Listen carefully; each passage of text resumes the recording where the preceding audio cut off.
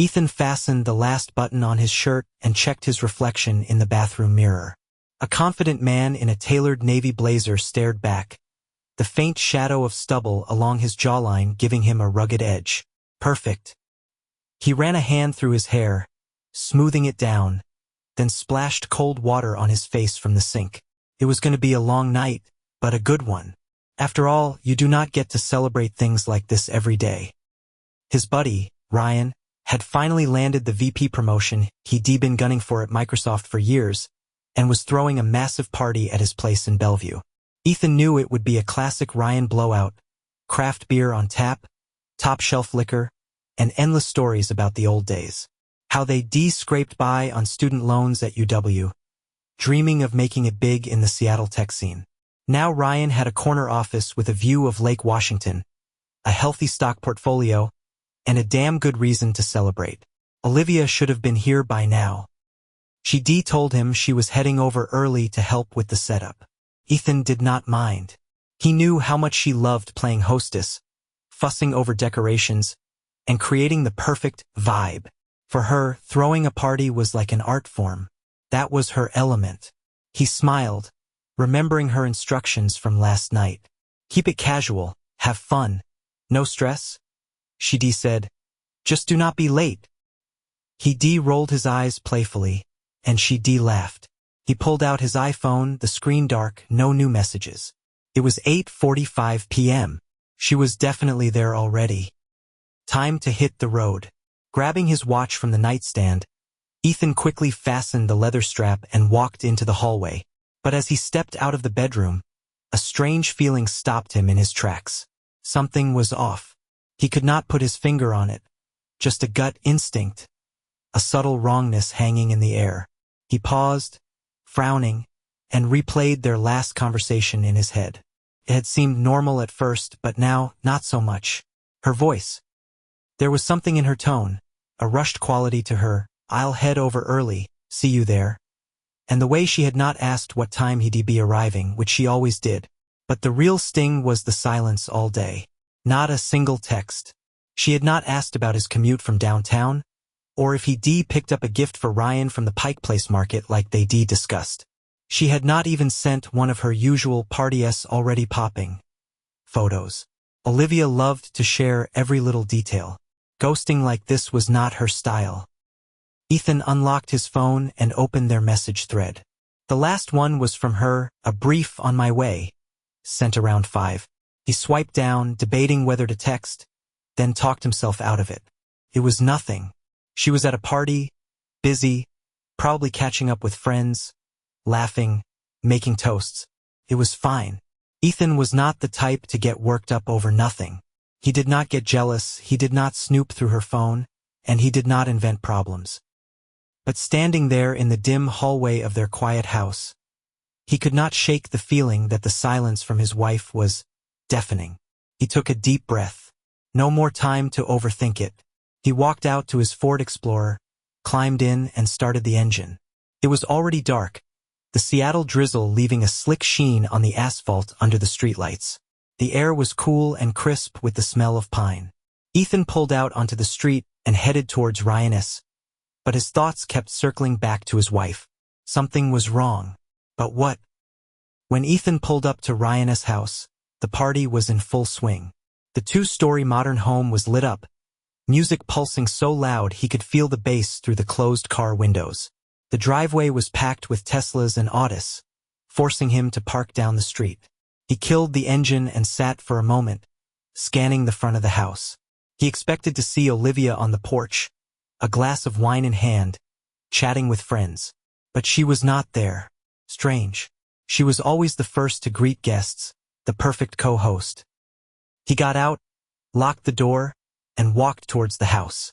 The air smelled of expensive cigars, craft beer, and the damp, earthy scent of the Pacific Northwest. Inside, it was a wall of noise.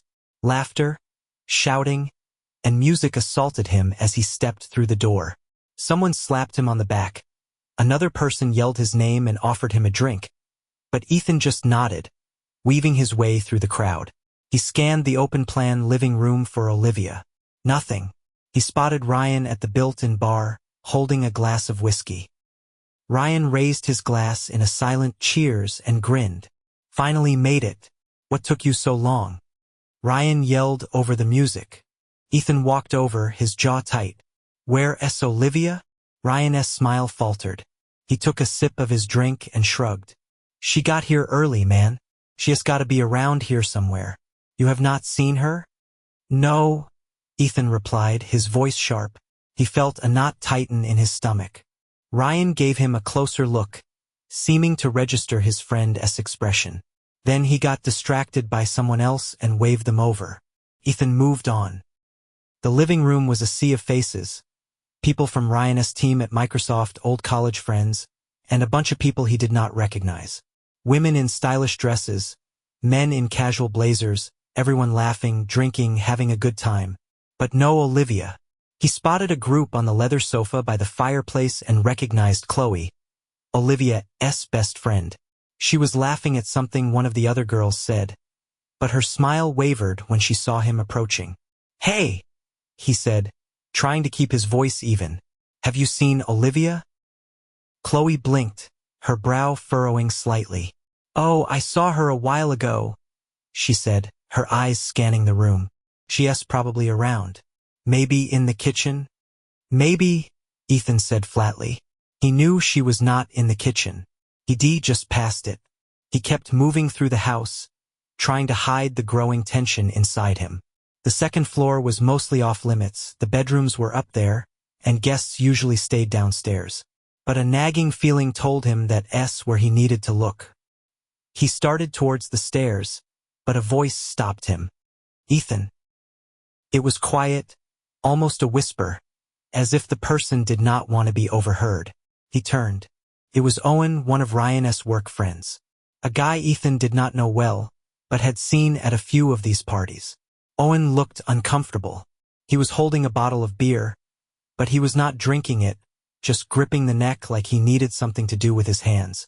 His eyes were wide, his gaze intense. Olivia.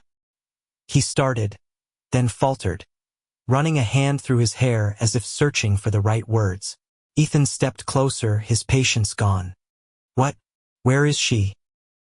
Owen swallowed hard and gave a slight nod towards the stairs. Maybe you should go upstairs. The simple words landed like a punch to the gut. They carried a weight that Owen clearly did not want to voice himself. A cold dread washed over Ethan. His heart started pounding, and the knot in his stomach twisted. What's up there?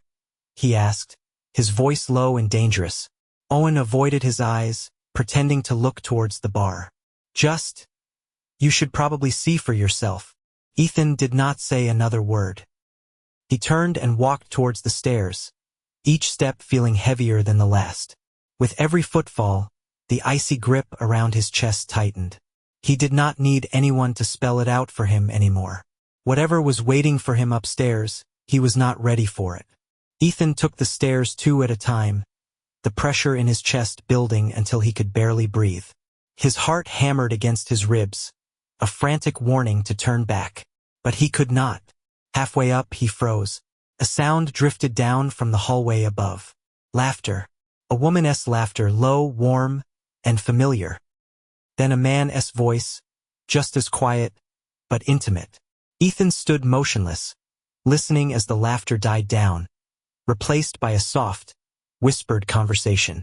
He could not make out the words, but the tone was unmistakable. This was not a friendly chat. It was the sound of a man completely at ease, and a woman with no trace of anxiety. There was no rush, no fear of being caught. He did not bother knocking. He threw the door open with so much force it slammed against the wall with a deafening crack. The world stopped, for one long, infinite second. There on the bed, bathed in the soft glow of a single lamp, was Olivia. She was in her underwear. Her blonde hair was a mess, her eyes wide, her face pale, and next to her stood a man. Tall, dark-haired, shirtless. He was in the middle of buckling his belt, his shirt lying in a crumpled heap on the floor. The room smelled of Olivia's perfume, stale beer, and sex. Ethan stood in the doorway, his breath coming in ragged gasps. He saw them, frozen, terrified. But that fear had only just appeared. A second ago they had not been afraid. They had not felt any danger. Only now, with him standing there, did the panic set in. He heard a voice, and it took him a moment to realize it was his own. It was not a shout. It was a roar, torn from the depths of his soul. What the fuck is going on here? Downstairs, the music seemed to dip for a fraction of a second. Someone must have heard him, but he did not care. He took a step into the room, the image of Olivia and the man. Caleb, he now realized, another one of Ryan's so-called friends, burned into his mind. Their bodies, their guilt. He felt something inside him shatter, but the rage was a tidal wave, washing everything else away. His hands shook, his fists clenched so tight his nails dug into his palms. Olivia's mouth opened, but no sound came out. Her chest rose and fell in shallow, panicked breaths, her eyes darting between Ethan and Caleb as if searching for an escape route that did not exist. Caleb raised his hands slowly, a useless gesture of peace. Look, Ethan, man, this is not what it looks like. Do not you fucking dare? Ethan snarled, stalking towards him. The rage was a hot pulse in his temples, his blood boiling. Do not you dare stand there and feed me that bullshit. Caleb scrambled back, but the wall blocked his escape. He opened his mouth to say something, but he never got the chance. Ethan lunged, grabbing a fistful of Caleb's shirt and yanking him forward. The tension coiled in his body for the last hour finally snapped. The first punch landed square on Caleb's jaw with a sickening crack. Pain shot through Ethan's knuckles, but he did not even feel it. Caleb slammed against the wall, and the impact sent the bedside lamp crashing to the floor, plunging the room into darkness. Ethan, stop! Olivia screamed, but her voice sounded a million miles away. In the dim light from the hallway, Caleb wiped at his split lip, his fingers coming away bloody. Jesus Christ, man, calm down! He choked out, but Ethan was not listening.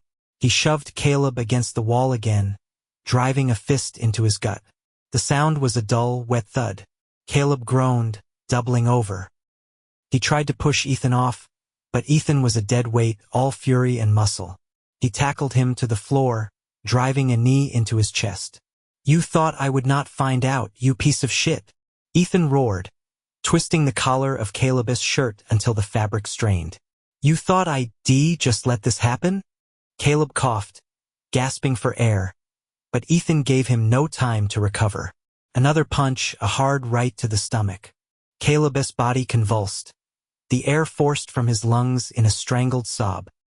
He writhed beneath him, trying to break free, but Ethan's weight pinned him down. Stop, Ethan. Caleb wheezed, but his words were swallowed by the rage roaring in Ethan's ears. He could not hear anything but the frantic pounding of his own heart. Every blow felt like it was not enough.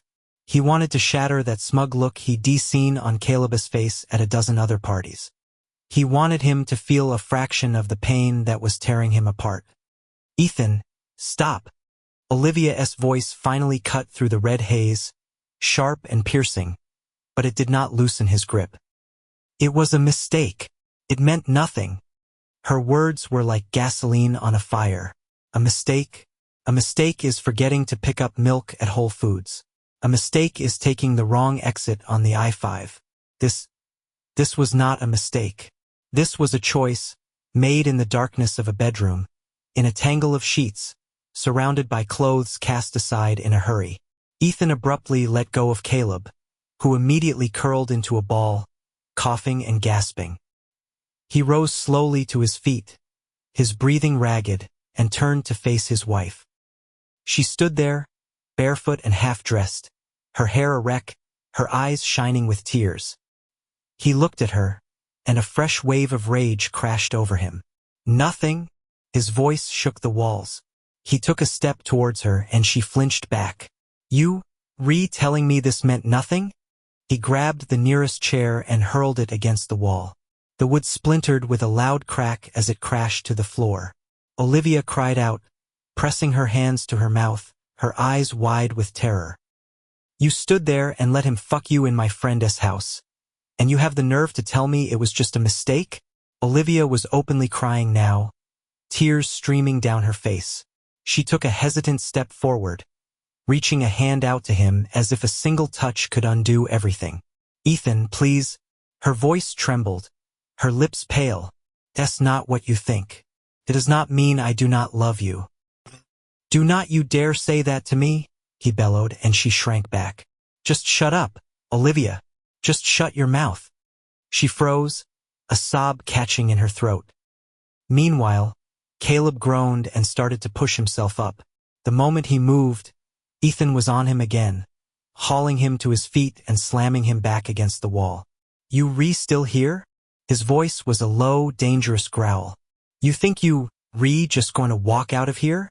Caleb threw his hands up, his eyes wide with panic. "Dude, I'm sorry, for real." He managed to squeeze out, but Ethan just tightened his grip on his throat. "Sorry?" Ethan's laugh was cold and devoid of humor. "You sorry?" He swung, ready to hit him again, but a pair of hands grabbed his arm. "Ethan, stop it!" Olivia screamed, clawing at his back. "You going to kill him?" He stiffened, his chest heaved, his fists clenching and unclenching at his sides. Caleb gasped for air. Ethan released him so suddenly he crumpled to the floor in a heap. A dead silence fell over the room, broken only by the sound of their 3 ragged breaths. Ethan looked at his wife. "I hate you, Olivia," he said, his voice flat and empty. "You are nothing to me now." She recoiled as if he struck her, but he did not wait to see her reaction. He turned and walked out of the room without looking back. The next morning, her suitcase stood by the front door, zipped tight. Beside it, Olivia stood with her shoulders squared, her fingers picking at the hem of her sweater as if to stop herself from reaching for him. Her eyes were wide, filled not with fear, but with a sense of finality. He stood across the living room, leaning against the doorframe with his arms crossed over his chest. He felt nothing, no anger, no sadness, not even exhaustion. Just a hollowed-out emptiness, like a fire had burned through him and left only ash. He stared at her, his mind a blank slate. Everything that needed to be said had been screamed last night. All that was left was the cold, quiet end. Olivia swallowed hard, her lips trembling. She opened her mouth, then closed it again. She blinked, looked at the floor, then met his gaze again. "I'm leaving," she said, her voice a fragile whisper. Ethan said nothing. She took a shaky breath, shifting her weight as if expecting him to stop her. He just stared. "You," she started, her voice cracking. She took a step closer. "Do you really want this?" He gave a short, bitter laugh, a sound with no humor in it. He looked at her as if she just asked if the Space Needle was tall. "Get out." Her face crumpled as if he slapped her. For a second, she looked like she could not breathe, but she held her ground. She stood before him, a desperate hope warring with despair on her face, the suitcase at her feet, her hands trembling. "Ethan." It was a plea.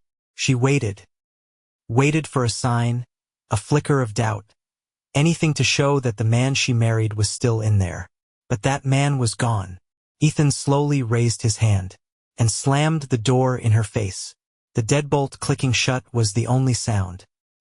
He stood in the dim hallway, staring at the solid wood of the door, and felt nothing at all.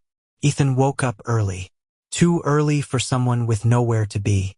For the first few days after Olivia left, he'd just lie in bed, staring at the ceiling until the perpetual gray of the Seattle morning sky turned blindingly white through the window. Then he just stopped sleeping. The sleepless nights bled into punishing morning runs, into the burn of physical exhaustion and the deep ache in his muscles. His pulse hammered in his ears, a frantic rhythm that took him right back to that room, in that house. Every morning started the same. A shower so cold it made him gasp, and coffee so hot it scalded his tongue. Then he'd pull on a hoodie, stuff his earbuds in, and run. He ran along the Burke-Gilman Trail with no destination in mind, just running from a phantom that was always one step behind him. But soon the running took on a purpose. It became a ritual. For the first month, Ethan ran 10 miles every single morning. The fire in his lungs, the screaming protest of his legs. It was nothing compared to the acid eating away at him from the inside. So he ran until the noise in his head finally started to fade. He ignored his friends' calls. Ryan texted him almost daily, "Dude, let's grab a beer at Ruben S. Brews. You gotta get out of your head, man." But Ethan left the messages on read. He did not want to talk. He did not want to rehash it. He just wanted to move. He needed to feel his body working, to know his heart was still capable of doing something other than breaking. The gym became his second home. The cold iron of the weights, the rhythmic thud of his fists against the heavy bag, the steady hum of the treadmill. It all gave him something he lost that night: control. It was the one thing he had ripped away from him the moment he saw Olivia with Caleb. The second his life had imploded. Now, at least, he could control the burn in his muscles, the force of his punches, the pace of his run. 2 months passed. One evening, he got home from a workout, the apartment cool and smelling of the damp evening air he let in through the open windows. He peeled off his sweat-soaked shirt, tossed it in the hamper, and stepped into the shower. The hot water sluiced over his body, washing away the grime but not the thoughts. When he stepped out and looked in the mirror, a different man looked back. He was not the same guy from before. This man was leaner, harder. His eyes were not looking for an explanation or an escape. They were not looking for anything at all. The next day, he was out running again. Green Lake was quiet in the early morning, the air crisp with the smell of autumn and damp earth. His stride was even, his body a well-oiled machine. He was on his usual loop when he finally noticed her. She was sitting on a bench near the water, her long brown hair pulled back in a loose ponytail. She had a book open on her lap, but she was not reading. Her eyes were on him. It was not an invasive stare, not even a curious one. It was just calm. She watched him pass, and as their eyes met for a brief second, the corner of her mouth tilted up in a faint smile. He saw her again the next day. Same time, same bench. And the day after that. After a week of this silent routine, he stopped pretending he did not see her.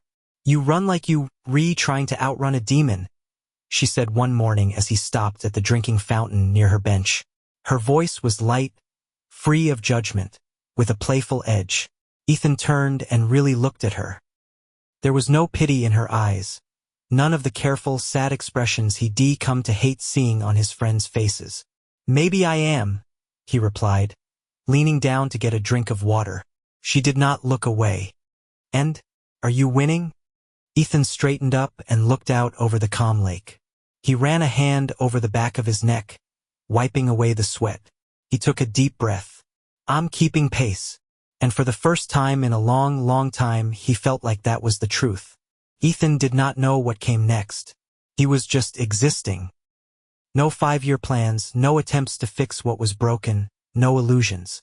He was living the only way he knew how, one day at a time, 1 mile at a time, until the past was no longer the only thing he could see. Zoe was not the kind of person who tried to patch up his wounds.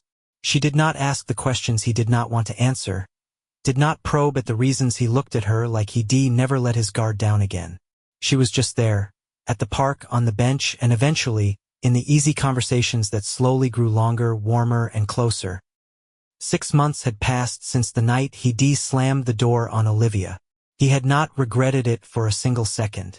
Then one day he saw her. It was completely random.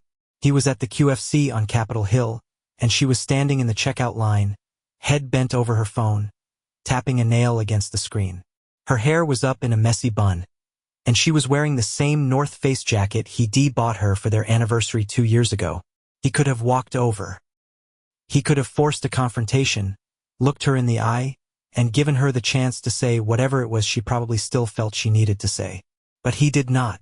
He just pushed his cart past her aisle and did not slow down. Olivia never even looked up. That night he went for a run. But this time it felt different. He was not running from anything. He was just running forward. Zoe was waiting for him by the fountain. "No demon-chasing look on your face tonight," she said, holding out a bottle of water. "No demons on the schedule today." he replied, taking it from her. She smiled and sat down on their bench, patting the space next to her. Ethan looked up at the darkening sky, breathing in the cool night air, and sat down, stretching his tired legs out. So, it's all behind you now? She asked quietly. Ethan did not answer right away. He thought about it, about the rage, the emptiness, the man he had been, and the one he was becoming. No, he said finally. That's not behind me. That's just not in front of me anymore. Zoe nodded, a simple gesture of complete understanding. And for the first time in 6 months, Ethan felt completely, utterly free. And that's where today's story ends. Thank you for watching to the end. If you enjoyed it, do not forget to like and comment. We'd love to discuss this story with you. See you in the next video.